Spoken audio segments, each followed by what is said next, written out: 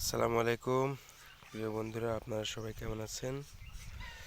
খামার বাড়ির পক্ষ থেকে নতুন আরেকটি ভিডিওতে আপনাদের সবাইকে স্বাগতম। তো আজকে আমি আমার খামারের যে পশু পাখি রয়েছে সেগুলো দেখাবো না, আজকে দেখাচ্ছি আমার বাড়ির পাশে যেই জমিতে আমরা শীতের ফসল লাগাইছি সেগুলো দেখাচ্ছি। তো সর্বপ্রথম আপনাদের দেখাই, এগুলো হচ্ছে ধনিয়া। এগুলো ধনিয়া গাছ দেখতে পাচ্ছেন, খুব সুন্দর হয়েছে। তো মূলত খাওয়ার জন্য লাগাইছিলাম, কিন্তু বেশি খাই শেষ করতে পারি নাই। তো দেখতেই পাচ্ছেন যে এখন ফুল আসতেছে, এই যে ফুল দেখেন।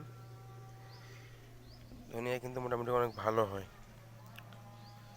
আর এগুলো দেখতেছেন এই শেষ মাথা পর্যন্ত এগুলো আলু লাগা হয়েছে, এগুলো আলু। আর যে টমেটো, তো দেখতেই পাচ্ছেন টমেটো ধরছে।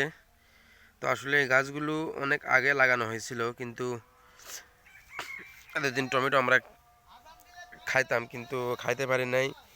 গাছগুলো মরার উপক্রম হয়েছিল, মোটামুটি 3-4 জায়গা থেকে নড়াচড়া করা লাগছে, যার কারণে কিন্তু গাছগুলো একটু ধীর গতিতে ফসল দেওয়া শুরু করছে। তো দেখতেই পাচ্ছেন এগুলো সম্পূর্ণ আলু লাগানো হয়েছে, ফাঁকা ফাঁকা একটু যে মূলা শাক লাগানো হয়েছে। এগুলো হচ্ছে রসুন। রসুন আপনাদের আমি পুরো ভিউটা দেখাই।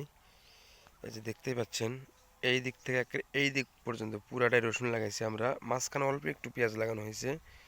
তো এইদিকে রসুন লাগানোর কথা ছিল না, এই যে এই 3টা ইয়া, কিন্তু পরে দেখলাম যে না, লাগাই দিতে, যেহেতু রসুন বেশি নিয়ে আসা আছে বীজ রসুন, তো মোটামুটি অনেক ভালো হয়েছে।